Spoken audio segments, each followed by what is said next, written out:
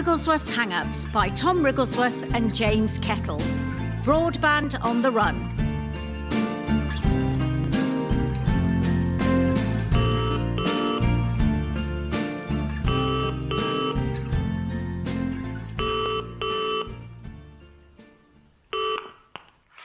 Hello, Sheffield 61977. Hey there, it's Tom. Tom? Yes, it's Tom.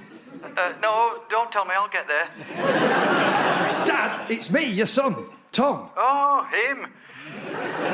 What an anticlimax. Well, you've called it a very inconvenient time, Tom. I'm just contemplating the tea leaves. Dad, for God's sake, you shouldn't be messing about with superstitions like that.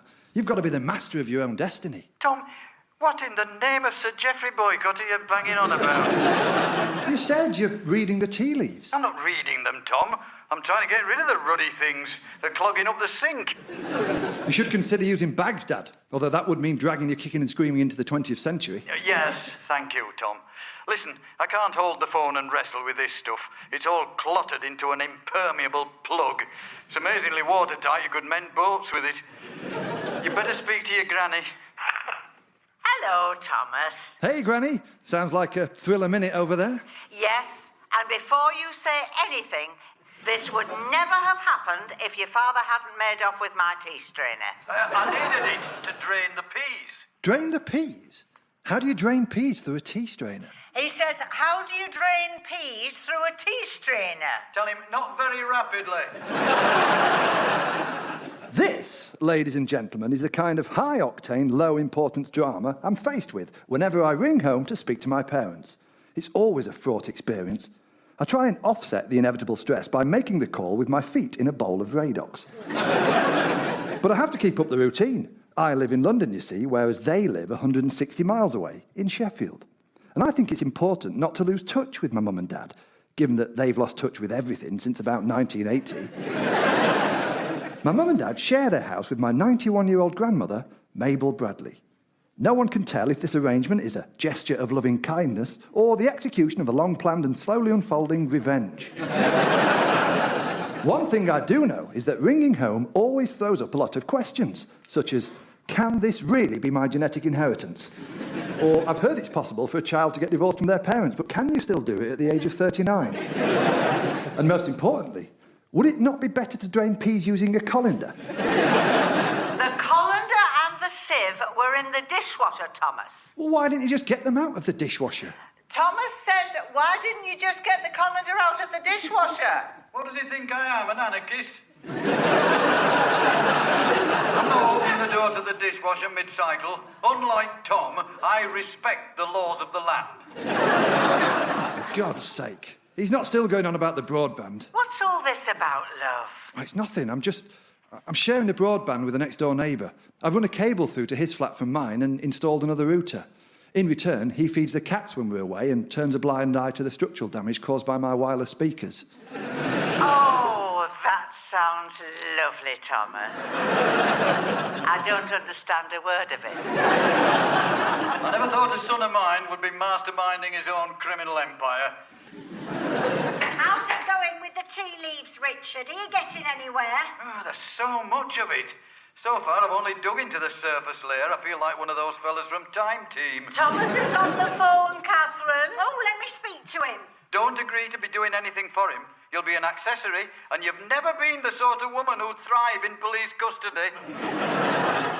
Tom, what have you been getting yourself into? It's nothing, Mum. I'm just bending the rules a little bit to help out a friend. Oh, no, Tom. Please tell me you haven't been driving one of them getaway vans. It's nothing like that, Mum. How are you, anyway? Oh, I've had better Sundays, Tom. I spent all morning roasting a leg of lamb, but it was stone cold by the time your father had finished with the peas. He could have just opened the dishwasher, you know. Oh, yes. I'm sure that kind of behaviour is perfectly acceptable in London, Tom. I expect you're all dashing around opening each other's dishwashers round the clock. I'd be surprised if anyone's crockery down there is ever entirely clean. If you say so, Mum. So, when are you next coming up?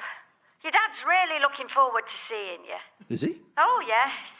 He's been recording a load of prison documentaries on the Sky Plus. He says he's going to show them to you next time you're up here and see if he can scare you straight. Of course, it'll be a bit more crowded next time you come up. We're taking in another student. Oh, very good. Male or female? You can never tell with students. Not in advance. All we do know is that I don't know the right way to say it. Say what? I don't know what the right term is, Tom. What with political correctness, I don't want to say something offensive. Of course. I don't know what you'd call it these days, but this student is, well, in my day, we'd have called them Chinese. You know, from China. Yeah, we still call them Chinese, especially the ones from China. Well, they're arriving tomorrow and staying with us till the end of term. We've been getting everything ready. We've steam cleaned the house, repainted all walls and skirting boards, given the pillows in the guest bedroom a very thorough plumping, and learnt hello, goodbye, please and thank you in Cantonese and Mandarin. Other than that, they're just going to have to take us as we are. Well, ladies and gentlemen, you may need to be brought up to speed a bit here. It might seem surprising that my mum was so keen to welcome a stranger into what is, not to put too fine a point on it, an ever-smouldering domestic powder keg. But now and again, she's been happy to welcome a visiting student to stay in the Wrigglesworth home, to offer a little bit of academic conversation, to make a contribution to the domestic finances, and, as she puts it, take the edge off living with your father. The thing I'm worried about is the curtains, Tom. The curtains in the guest bedroom. I'm worried that the student's going to find them offensive. Why? What's wrong with them? Well, they're checkered. Right. So you're worried they'll think, like, Chinese checkers? No, it's not that, Tom, no. Your dad says they'll take one look at all the little squares and think we're trying to make a point about Tiananmen. Oh, hold on, he's here now. I'll put him on. Tom, it's your father. All right, Dad. Have you sorted out the tea leaves? Oh, it was a shocker, that was, son. You'd think retirement would mean an end to these stressful situations, but life keeps throwing up these almost impossible challenges. Listen, Tom, now your mother's out of the room. I wanted to talk to you about this broadband thing. Dad, I'm not going over this again. I'm not going to get into any trouble for sharing my broadband. I'm not even sure it's illegal. Well, you never know what passes for acceptable behaviour in London these days. Especially given what I've overheard about dirty crockery. Look, Tom, part of the reason I'm getting so het up is that you may not be the only criminal in the family. Oh, no. What's Granny up to now? Got nothing to do with your granny, Tom. It's me. I may have committed a felony. It's the council tax. The council tax? Yep. The point is that we get a subsidy on the council tax because one of our residents is a 91-year-old registered blind person. Right. It's your granny. Yeah, I got that. Although I've always maintained she sees when she wants to. Those cataracts aren't such a problem when there's fondant fancies being passed around. Dad, what is the... The point is, we've got a student staying with us for the next month giving us money. Declarable income. But I still paid the usual reduced rate on the council tax. I don't know why I behaved so recklessly. I think it was a rush of blood to the head, Tom. I am a tax cheat. Dad, I'm sure... All these years I've been railing against non-doms and big corporations, swindling us out of the millions they owe, never realising that I would one day become part of the problem. Dad, I really wouldn't worry about it. What you're saying you've done, I'm not even sure it's illegal. Oh, thank you, Tom. With your track record, that's put my mind completely at rest. I'll probably hang for this. No, but Dad, it's only for a month. Just try not to worry about it. Easy for you to say, Tom.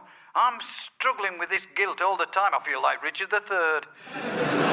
Every time I close my eyes, I'm haunted by the ghosts of Sheffield's neglected public servants. Dad? No, there's nothing for it, Tom.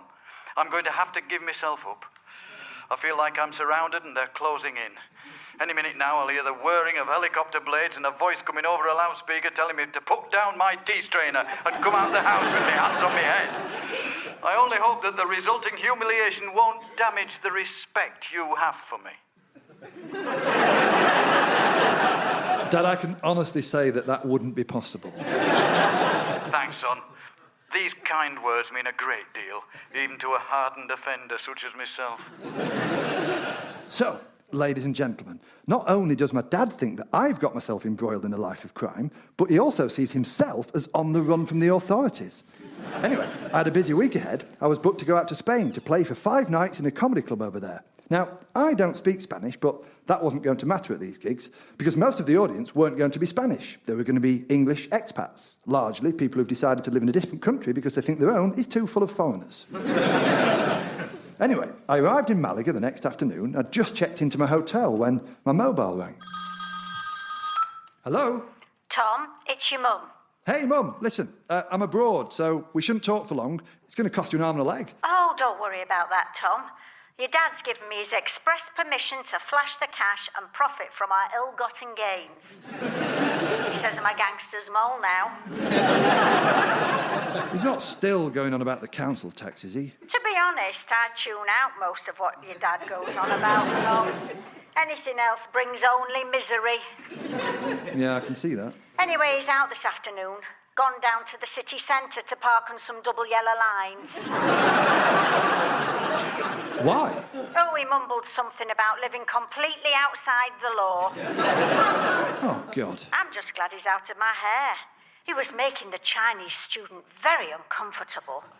You can't make someone feel at home when they've got your father peering at them distrustfully from a distance and muttering about the Cultural Revolution. Ah, so the students arrived then? Well, that's what I was ringing to tell you. He's ever so nice, Wang Li, ever so well-mannered. I suppose that's one of the many benefits of living in a society that ruthlessly crushes dissent. Well, then he should get used to living with Dad just fine. I don't know, Tom. Your dad maintains he can't understand a word Wang Li says because of the accent. Unbelievable. You know Dad's just claiming that to be difficult. He's fine with accents. Remember the last time you two came down to London? He had no problem following the plot of Miss Saigon. Oh, it was wonderful, that, Tom. They had a helicopter on stage. I know, Mum. I was there. I even woke up for that bit. A helicopter, Tom, in a theatre. Oh, it was such a spectacle. It almost made you feel the whole Vietnam War was worth it. Yeah, all right, Mum. Listen, you've got to tell Dad. He can't go on like that about the lodger. If anyone hears about it, they might get the wrong idea. They might start thinking he's a bit, racist. Don't be ridiculous, Tom. Your father's not a racist. He's 100% against racism and intolerance of all kinds. Except when it comes to Lancastrian. But after all, they are a lower form of life. Mum, that is not okay. Their brains are shaped differently to ours. Mum! Hold on, your granny's here. I'm going to put her on. Dear me, what a thing to say about your father. Thomas, what have you said to your mother? Barely anything. I just got a bit worried that Dad might have started getting a little bit racist. Oh, I wouldn't be surprised. He's always trying new things. If he is getting into racism, Thomas, I'm sure it'll all blow over. Of course, I've never had any truck with racism, Thomas.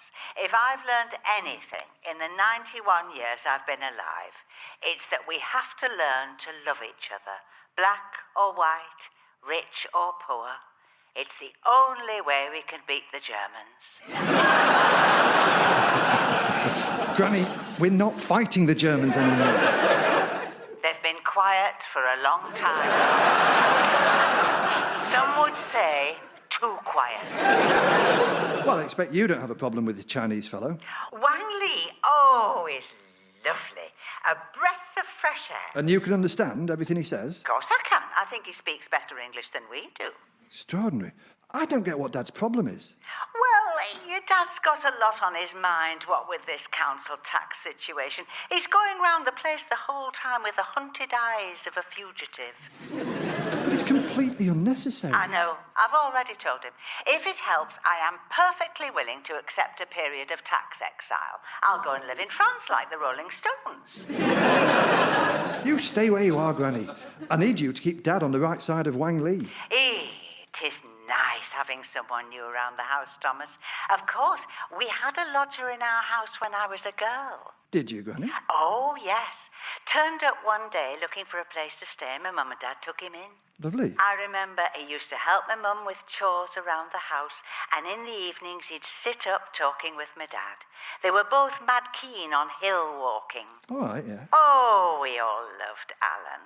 We were all in floods of tears the day he left, in the back of that police van. What? A police van? Oh, yes, I should have explained that bit. It turned out Alan was an escaped convict. And not a plumber, as we'd originally thought.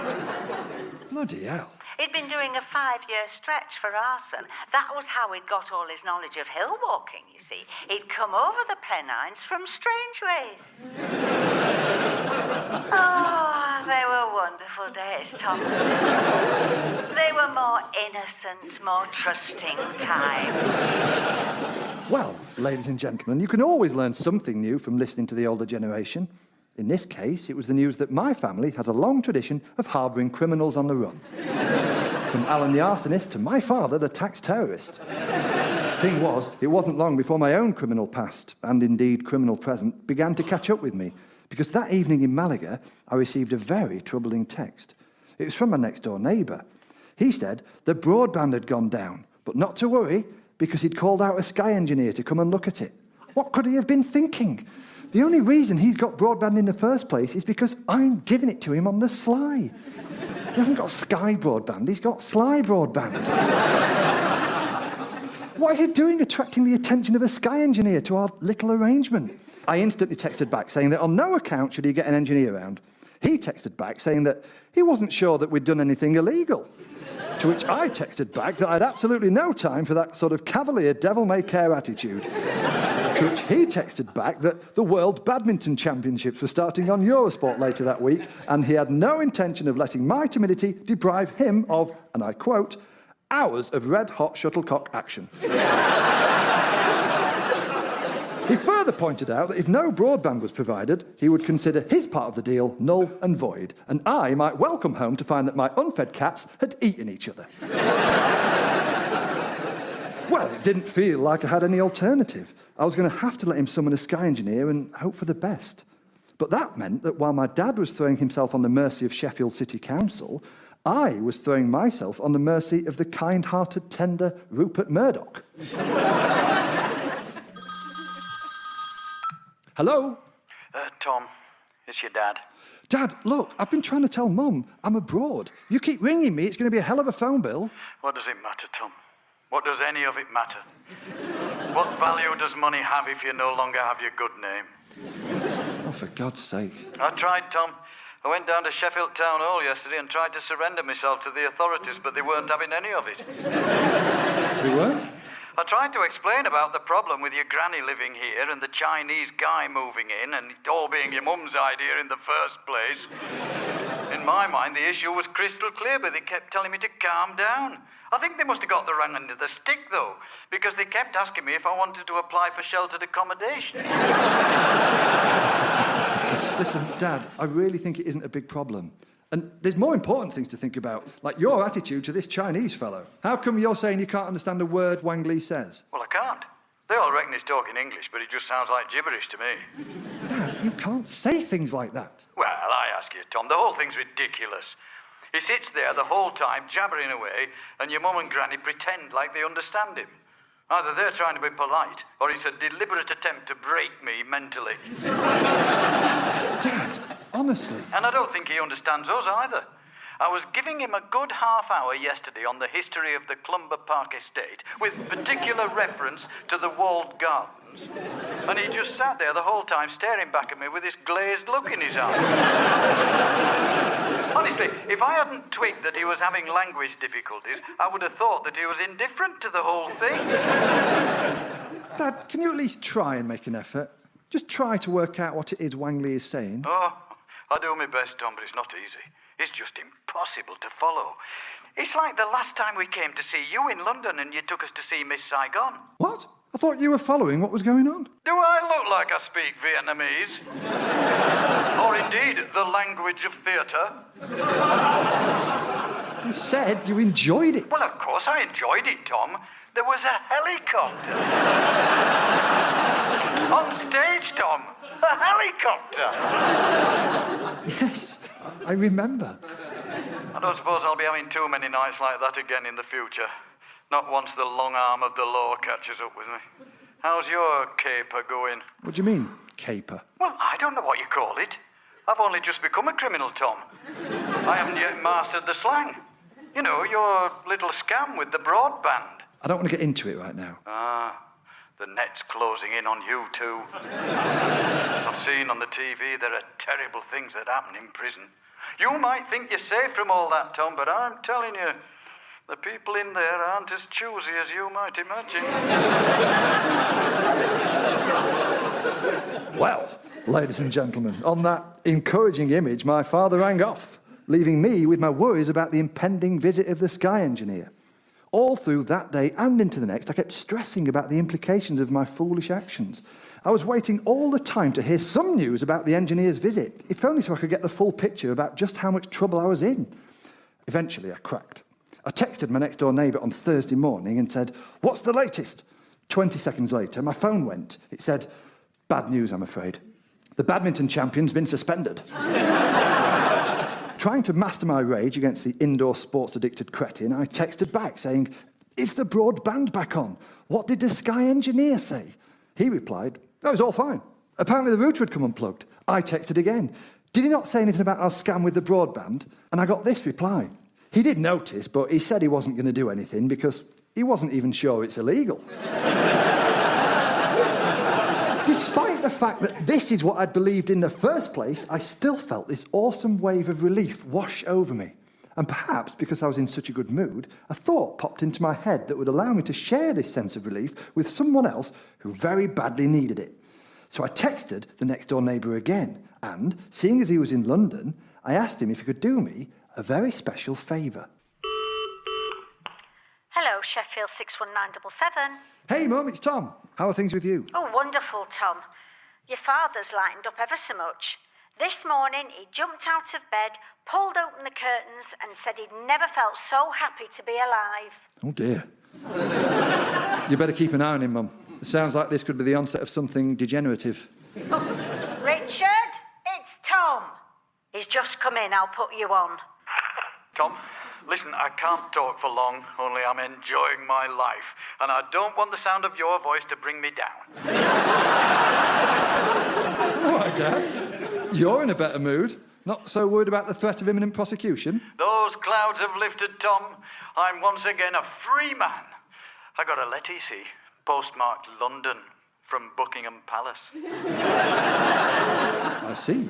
It said that Sheffield City Council had made them aware of my mistake regarding the council tax, but in view of my unblemished record and generally scrupulous law-abiding nature, and in celebration of Britain doing so well in the World Badminton Championships, they were willing to overlook this minor transgression and give me a full royal pardon. Wow. Who's it signed by? Prince Andrew. But I suppose that still counts. And you're sure it's genuine? Well, of course it's genuine, Tom. It's typed out and everything. Well, that proves it then, I suppose.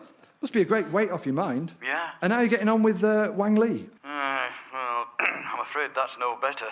I still can't make out a word of what he's saying to me. Oh, hold on, he's coming down the stairs. I'll put him on. And if you can understand that accent of his, I'll be fully prepared to say no more about it. Fair enough. Wang Li, would you come and speak on the telephone? Put him on, Tom. All right, mate, how's it going?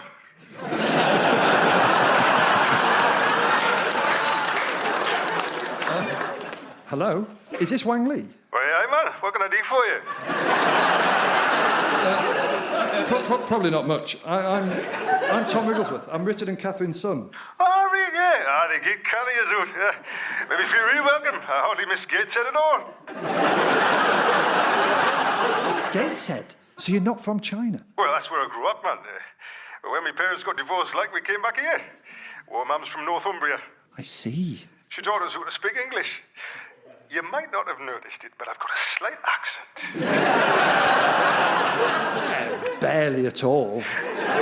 Anywho, nice to chat, but I'm going to have to go. I've got the World Badminton Championships on upstairs. And this semi-finals read proper belter.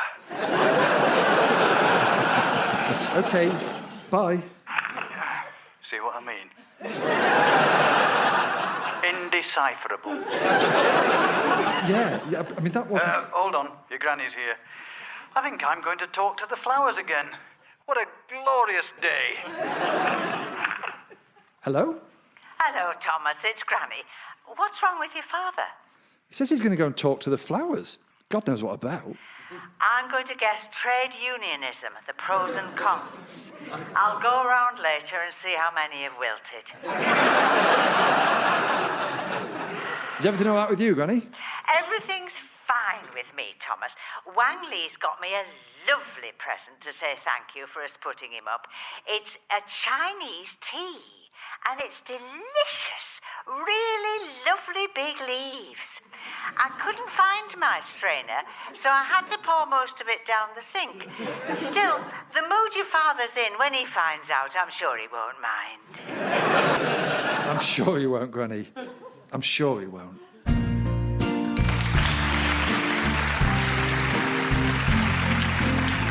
Tom Wrigglesworth's Hang-Up starred Tom Wrigglesworth, Paul Copley, Kate Anthony, Elizabeth Bennett and Chris Pavlo. It was written by Tom Wrigglesworth and James Kettle with additional material by Miles Jupp. The producer was Richard Morris and it was a BBC radio comedy production.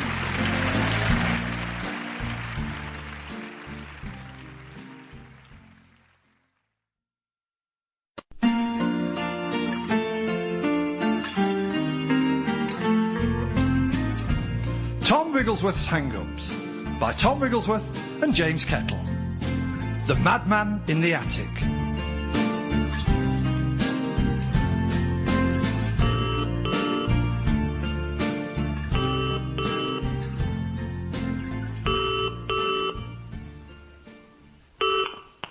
Hello, Sheffield 61977. Hello, Mum. It's me, Tom. Tom, what time do you call this? Fancy ringing us at this hour. It's 5:30 in the afternoon. It's Sunday night, Tom. You never phone us at 5:30 on a Sunday night.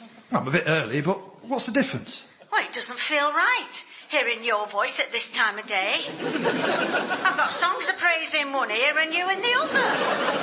It's like heaven and hell all at once. Charming. Oh, look, I'm sorry, Tom. I'm just a bit on edge right now. My nerves are frayed. Oh, dear. What's upset you this time?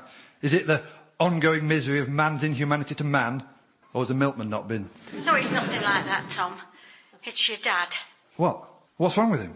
Is he ill? No, it's much worse than that. He's been thinking. This, ladies and gentlemen, is the kind of terrifying news I'm faced with whenever I ring home to speak to my parents. You see, I live in London, but my mum and dad live 160 miles away in Sheffield, South Yorkshire. It's a sort of out of sight, out of mind arrangement. I'm out of their sight, they're out of their minds. They share their house with my 91-year-old granny, Mabel Bradley. The house is basically divided into two halves. My mum and dad have the top floors and my granny has the bottom. Upstairs is chaos and stress where you're never more than a few seconds away from an argument. Downstairs is a haven of peace and tranquility, the soothing calm only very occasionally interrupted by the gentle proffering of a boiled sweet. On this particular Sunday, I could tell there were trouble facing the Wrigglesworth family because if 40-odd years of marriage have taught my mum anything, it's that nothing good can come of my dad thinking. It's a nightmare, Tom. When I see retired people on the television, they're always holding hands in front of a sunset, or pruning a rhododendron bush together while admiring each other's new hips. Lovely. Well, that's the kind of life I want. I'm prepared to compromise on some of the details. For instance, I'm willing to accept that your father will have to be there. What's he up to now? He started throwing things out left, right and centre.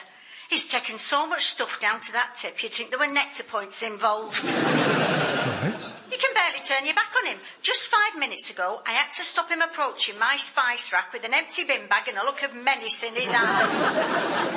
That's all right. It sounds like he's rationalising. Oh, Tom, that man has never done anything rational in his entire life. Yesterday he came home with 23 Advent candles. 23? He says that statistically we're likely to last for an absolute maximum of another 23 years. So we might as well stock up now. Also, we're in ever such trouble with the neighbours. Why's that? He threw the coffee table away. What? How did he manage to do that? They bought a vintage coffee table to upcycle. They spent all day Saturday cleaning it up and sanding it down. Then they varnished it and left it outside to dry. Right. Your dad took it to the tip. You should have heard the shouting when he knocked on the door and announced he'd done them a favour. I'd better speak to him. Can you put him on? He's in the loft, hang on. Richard, it's Tom on the phone. No, Tom Wrigglesworth. No, it's only 5:30. I know. No, the clocks haven't gone forward. For God's sake. Oh, he's coming down.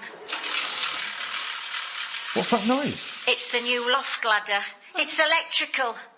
Oh, here he comes. Like an alien stepping down from the mothership. Here you go. See for yourself what I'm dealing with. Tom, what are you doing ringing us now? This is going to throw the whole evening out of whack.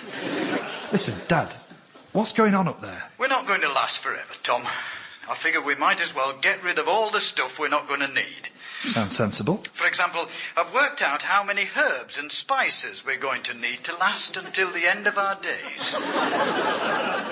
Right. That seems like you're taking things a bit far. Now, I can't imagine we'll be wanting cumin. We had a dalliance with it in the 80s. After Delia had one of her experimental moods and advised us to toss it into a shepherd's pie. It wasn't for us then, so I doubt it'll be for us now. Unless it's somehow improved in the interim, which I very much doubt, it looks and tastes like beige dust. And to my mind, it has no place in the vicinity of mints. So you're just getting rid of unnecessary stuff? And purchasing all necessary non-perishables in bulk. What do you mean in bulk? Well, think it through, Tom. Think of all the time we waste shopping. I've now accumulated a collection of 278 paper clips. Based on my average annual use, that should be just enough to see me through to the grave. It's such a weight off my mind, I need never think about paper clips again. Well, thank heaven for small mercies. And then there's adhesives. Of course, adhesives. I've been putting together a single box containing all of the family supplies of adhesives, glues, and other binding agents. Amazing what you can do when you're retired. 3 extremely well-spent days, I'd say. Of course, it's not an easy job. There are umpteen issues to be resolved. I mean... Dad, I beg you to spare me the details. For example, araldite. What do you do when you can only find one of your 2 tubes of araldite? I've got the resin, but the hardener's gone walkabout. And that's a problem, is it? Well, of course it's a problem. Honestly, Tom, I don't know how you survived childhood without a working knowledge of 2-part epoxy glues. Well, maybe you should ask Mum for her opinion. It's unlikely to help, Tom. She thins her lips and leaves the room whenever I raise the subject. What's she got to be unhappy about? Well, it's impossible to imagine. All of her prized possessions are at the council refuse centre, and her husband won't stop talking to her about adhesives. Surely it's every woman's dream. There's nothing wrong with having a clear-out, Tom. You could do with taking some of your stuff to the tip. I suppose in your flat the problem had been knowing where to start, and then where to stop. Now, ladies and gentlemen, I will not deny that there are a few odds and sods knocking about my flat that I could probably see the back of. Realistically, I only need one upright piano. But I don't take stuff to the tip. I put it on Sale or Swap. I'll explain. Sale or Swap is a group on Facebook, and what it does is it allows you to swap stuff with other people locally. So if you've got something lying about the place that you don't need, you can put it on the site and swap it with somebody else for something that you do need. Now, I've wanted to get rid of my vacuum cleaner for ages. It used to have all the attachments. The broom, the little shaving brush, the thing that's a bit like a scaled-down ice scraper. But one by one, they've all disappeared. All I'm left with now is the long pointing nozzle with the slit in the end. And you can't really hoover a whole property with that, going back and forth in straight lines all day like a medieval farmer pulling a plough. So I thought, I'll see if anyone wants it on the swapping website. I filled out the form and took a picture of the vacuum cleaner at its most attractive angle. Jaunty, but not without a sense of purpose. I listed it as a vacuum cleaner, condition extremely poor. Which is like signing up to a dating website and describing yourself as emotionally challenging, physically questionable. All I had to do was sit back and wait for the swaps to come in. Tom, I wouldn't use a swapping website. I don't like the sound of that at all. Well, you've never been able to handle new technology, Dad. You still can't get your head around the microwave. Oh, well, that's because no one's ever given me a satisfactory explanation of how it works. It's a riddle wrapped in a mystery. Anyway, I do trust technology. What about my new loft ladder? It's a mechanical marvel. Goes up automatically. Well, so does my blood pressure, talking to you. I really wouldn't use that website, son. You should take my advice. I've always been a very practical person. Oh, yeah? Have you thrown away any good coffee tables recently? It was an honest mistake, and I've already popped round with a card and an advent candle to say sorry. Hold on, your mother's here. Tom, hold on a minute. Your father's levitating. And what a lovely noise he makes as he ascends into heaven. I can't put up with it anymore, Tom. If he's not filling the spare bedroom with what he claims are all the Glade plugins we're ever going to need, then he's following me around the house, banging on about the history of Araldite. Oh, dear. He's locked all the adhesives into a single box and enforced a signing out sheet. It's like being in Russia under Stalin. I daren't use so much as a Pritt stick in case they get purged. Well, ladies and gentlemen, I could see that things were not entirely rosy on the home front. So I wanted to step in and do whatever I could to resolve the situation and get back to how things used to be. I'm not saying I want to get my mum and dad back to a time when they were truly happy. I think that's excessively ambitious. No, I figured my best bet was to rekindle the spirit that had existed for most of their marriage and which can be summed up with the words peaceful coexistence. Basically, imagine my mum and dad as Turkey and Greece and their marriage as Cyprus. We're not hoping for harmony. We just want to rule out the deployment of ground forces. But if ground forces have to be deployed, I know just the right person to deploy them. Hello? Listen, if it's you from next door, I don't know anything about your coffee table. Granny, it's Tom. Of course, in my day, we wouldn't dream of leaving a coffee table outside in the street. Not that we had coffee tables or coffee. The only hot drink we had was Bovril. And it was disgusting. Granny, I said it's Tom. Oh, hello, Thomas. I'm sorry, I keep getting these calls from next door. He says he wants to do something to your dad, the likes of which you wouldn't have thought went on outside the Navy. Actually, I was calling to speak to you about Dad. He seems to have upset Mum a bit. I'm not surprised. I remember what your granddad said to her on her wedding day. He said, Catherine, you're making a terrible mistake. Nothing but misery awaits you for the rest of your life. Now say cheese. I'm beginning to wonder if they should try couples therapy. Oh, I've heard of that. I'm told it can be very helpful. That's when everybody puts their car keys in a bowl. Definitely not. There he goes on his loft ladder again. It shakes the whole house to the foundations. It's like living on a fault line.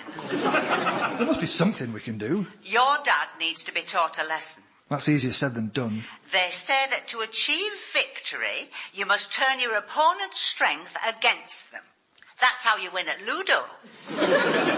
No, it isn't. You're thinking of judo. You win at judo by using your opponent's strength against them. You win at Ludo by rolling the dice and getting all your tokens back to the start. Do you? No wonder I'm bottom at the league at the lunch club. Now, ladies and gentlemen, I was sure my granny was right, but I couldn't for the life of me think of a way of convincing my dad. This is not a man who changes his ways easily. This is a man who has driven the same route into town for the last 20 years, despite the fact that for the last 4 of those years, the council have a one-way system going in the other direction. Of course, I had more important things to worry about, namely my imminent Hoover swap. A bloke called Jeremy had got in touch, offering a trade. In exchange for my vacuum cleaner, condition extremely poor, he was willing to offer up a power drill, condition most unsatisfactory. So the next day, Jeremy turned up at mine with his power drill, ready for the ceremonial handover. I won't deny that I was feeling a tiny bit emotional about the vacuum cleaner. We'd had our ups and downs. Literally, we'd gone up and down my flat hundreds of times. But I felt like I was losing an old and faithful friend. Jeremy also showed a few emotions at the sight of the vacuum cleaner, and joy was not one of them. I'd probably describe it as a cocktail of disappointment and bitterness. Certainly the words, "Is this it?" escaped his lips on more than one occasion. I, on the other hand, was delighted with the power drill. It was top of the range, in great nick, and came complete with a 70-piece set of bits, allowing a drilling flexibility I would have previously have thought arrogant to dream of. I'd just waved Jeremy off. He was dragging my Hoover behind him, muttering darkly about statutory rights, when the phone rang. Hello? Tom, it's your mum. Mum, what are you ringing me for? It's 4:45 on a Tuesday. This call is 5 days and 195 minutes early. Tom, the most terrible thing has happened. Your dad's stuck in the loft. What? It's that ridiculous electric ladder, Tom. Something's gone wrong with it. It's stuck. I told him we should never have upgraded from wood. Is he all right? Richard, are you all right? 1 knock for yes, 2 knocks for no. I think he's panicking.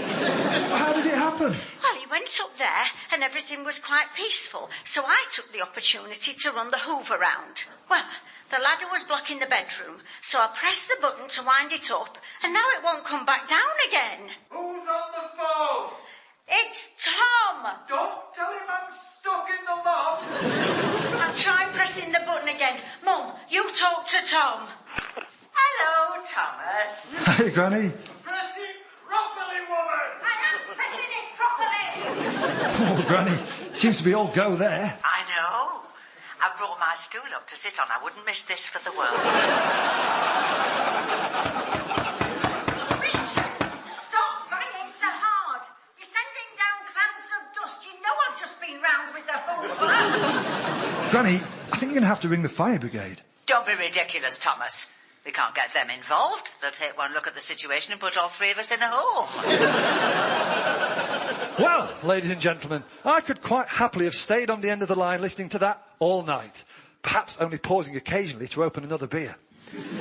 But as a caring and supportive son, I decided the best thing to do was to put the phone down and leave them to it. But a few hours later, I began to feel a nagging sense of guilt. Not because I hadn't helped my dad out. Clearly, Dad being stuck in the loft was one of the greatest things that had ever happened.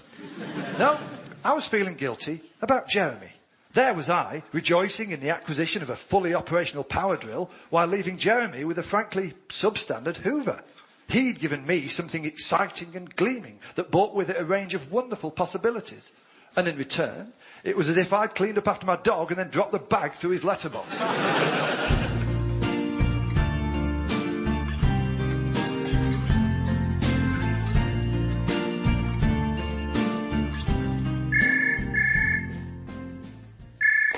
Oh, hello? Tom, it's your dad. Dad, what are you doing? It's 7:10. you're missing the best part of the day. No, I'm not. Sleeping is the best part of the day. And I was asleep. I would argue that, if anything, you're missing the best part of the day. Oh, certainly I'm not, Tom. I've already enjoyed a sausage sandwich cooked to perfection, and I'm now sitting comfortably in a deck chair. So you're finally enjoying your retirement? Ah, yeah, it's quite the life, really. A time to slow down, to stop and smell the roses. If only there were some roses up here. Up here? What do you mean up here? I'm still in the loft. Have you been up there all night? That's right, son. I'm making myself quite at home. Why haven't you got help? Oh, we're getting help, Tom. Barry's back from the Algarve on Friday. He's coming to get me out. He says he's going to bring his camera. He thinks it'll make the perfect climax to his holiday slideshow. I need to speak to Mum. I'll just give her the signal. What's that? I'm calling you Mum. 4 bangs, followed by a brief silence, followed by 2 bangs, means please report to the landing as soon as possible. All right. Hey, what do you do when you need to go to the bathroom? Never you mind. Catherine, I'm lowering the phone. Good God. Tom? Hi, Mum. You all right? Oh, it's very fraught here, Tom. Very fraught. Mum, you've both got to sort this out. Dad can't stay in the loft for 5 days. Oh, we'll get through it, Tom. All we need to do is find a way of adapting to this new way of life. It's like when we first got Freeview. Can't you get the neighbours to help? After the whole coffee table incident, never live it down. Anyway, your dad says he doesn't mind being stuck in the loft. He says it makes him feel a bit like Julian Assange. Well, ladies and gentlemen, I suppose it was to some extent predictable that my father would one day be incarcerated against his will. But I'd always imagined it would be within the confines of a caring institution, rather than his own loft. And I had my own problems to deal with, because that day I began to get messages from Jeremy. He'd left one on Facebook. Hope you're enjoying the drill, it said. Yes, I replied. He then sent another message which read, satisfied with its performance? Question mark? To which I replied, well, it certainly makes the hole in the wall I'd hoped for. To which he came back with, I hope you appreciate the fact that I'd supplied it with the full range of accessories. Now, ladies and gentlemen, even I can recognise that for the kind of passive-aggressive comment that you normally only throw at someone in the context of a long-term loving relationship.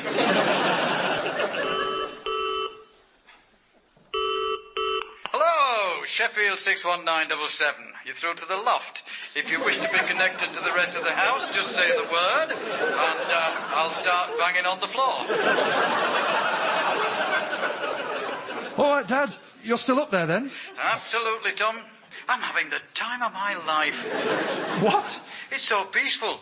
I don't know why people go to Thailand to get away from it all. I'm getting exactly the same effect for nothing. What a saving. But what do you do all day? I've been going through all the old family photo albums. I've been taking them out of chronological order and rearranging them alphabetically according to theme. Honestly, Tom, there's never a dull moment. Extraordinary. Can I speak to Mum? Hang on. Tom? Hi, Mum. How did you know it was me? 9 bangs. That means it's Tom on the phone and he's calling on his mobile rather than the landline. Dad seems happier in the loft today. Him and me both, Tom. Really? Oh, yes. Do you know, I think the whole thing has brought us closer together. How can it have brought you closer together? You know how I felt he was getting under my feet? Well, he isn't anymore. I've got the house back to precisely the way I want it. I've refilled the spice rack. Honestly, I bought so much cumin, the lady on the checkout wondered if it was a cry for help. I've got an advent candle lit in every room just for the fun of it. And I've got so much space and time to do the things I want to do. What sort of things? I've been making a collage using lots of different types of paper and lots of different types of adhesive. Well, ladies and gentlemen, I suppose there's a certain logic to it. Just as it takes the strangest things to drive two people apart, so it can take equally strange things to bring them back together again. even if they're not actually together, and in fact, one of them is stuck in a loft. But I was delighted that my mum and dad were getting on better again. I hated the idea of them falling out, and even worse, breaking up. I mean, just imagine. For one thing, they might start coming down to visit me independently. That'd be double the amount of parental visits, and I'm just not sure I'm mentally or physically prepared to take on that kind of strain. There was just one problem left, and that was Jeremy. I knew he was nurturing a grievance against me over the substandard Hoover, and he was right to. I knew I had to do something. The question was what? Hello? If it's you from next door, I'm warning you, I can cuss with the best of them. No, Granny, it's me, Tom. Oh, hello, Thomas. How are things with you? Oh, I've had better days. How's the prisoner? Have his Red Cross parcels arrived yet? Your dad? He's out, Thomas. What? Really? The situation resolved itself. How do you mean? Well, it was the most extraordinary thing. Your mum pressed the button again this morning, and the ladder came down. It must have just decided to start working. It's mechanical, Granny. He wouldn't have sat around doing nothing for ages and then suddenly decided to work. It's a piece of machinery, not Prince Edward. I expect it was an act of God, Thomas. He just decided to release your father from captivity once he saw that he'd learnt his lesson. It's an interesting turn of phrase you've got there, Granny. Learnt his lesson, you say? Did I? Has this ladder not working got anything to do with you, Granny? Of course not, Thomas. I don't even know what trip switches are. Who said anything about trip switches? Do you want to speak to your mum and dad? Yeah, okay. I'll give them a shout. They can pick up the extension. Richard, Catherine, it's Thomas for you. Hello, Tom? Mum, I hear everything's back to normal. Oh, better than normal, Tom. I'm here with your dad. Hello. We've had a long chat. You see, we realised that our marriage has never been stronger than it was when your dad was stuck in that loft. Right. So we've made a few changes. Your dad's going to stop going on about adhesives, and he's going to stop all of this rationalising nonsense. Sounds sensible. And there's something else, Tom. We've decided that your dad is going to be spending time in the loft on a regular basis. It's going to be my little office. And that'll just make the moments we have together even more precious. Right now, we're working on the collage as a team. That's great. What's it of? It's pictures of the whole family with me and your dad in the middle. He found loads of old family photos in the loft. It's beautiful. That's lovely. We couldn't find any photos of you. But your dad did find a box of your brother's old vinyl, so we're using some pictures of Frank Zappa instead.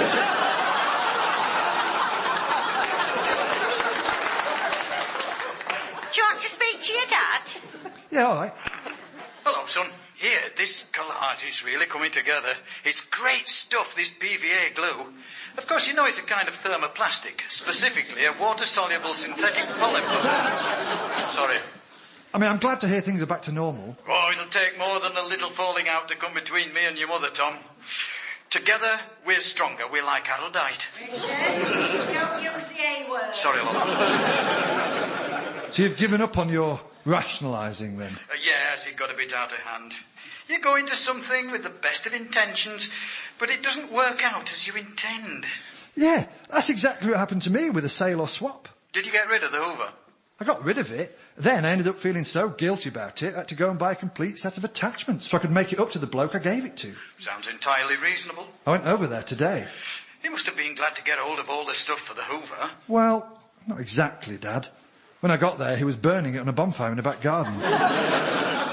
Ah. Now I'm left with a bag of useless, unwanted attachments. What am I going to do with them? The answer to that one's obvious, son. You're going to have to buy yourself a vacuum cleaner. I'm completely out of pocket. I might as well have paid for my own power drill. Oh, there you go, Tom. We try our hardest, but it doesn't always come off. We're not so different, you and I. Never repeat that information in public. Now, since you've patched things up with Mum, now might be a good time to make peace with the neighbours. I don't think that'll be so easy, Tom. Why? Well, you were wondering, when I was stuck in the loft, how I managed to attend to any calls of nature. Oh, God. Well, I I had to get rid of it somewhere. It turns out that the angle created by the Velux acted as a sort of mini ski jump, propelling my output straight onto the roof of their, well... House? No, conservatory. I think we might be avoiding them for quite a while.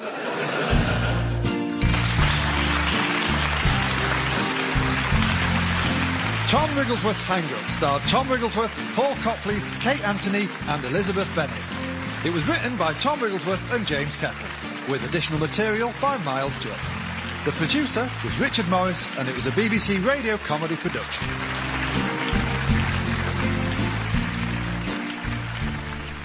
Next week, profit and loss. Mr. and Mrs. Wrigglesworth receive some bad news about a friend, while Granny helps Tom with a gambling situation.